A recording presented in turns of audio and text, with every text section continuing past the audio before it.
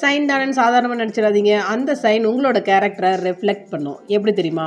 வாங்க அதுக்கு முன்னாடி ஒரு பர்சனோட ஆரோக்கியத்தை அவங்களோட ஹேண்ட் ரைட்டிங் வச்சே கண்டுபிடிக்கலாமா.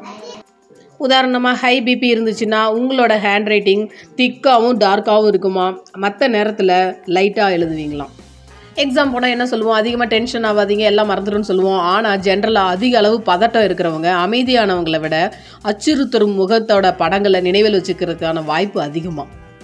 ஆல்மோஸ்ட் இந்த வேர்டுக்கு ஒரு ஸ்பெஷல் இருக்குங்க. என்ன ஸ்பெஷல் தெரியுமா? ஆல்மோஸ்ட் ஆல்ஃபபெட்டிக்கல் ஆர்டரில் வர லாங்கஸ்ட் இங்கிலீஷ் வேர்டாம் இது.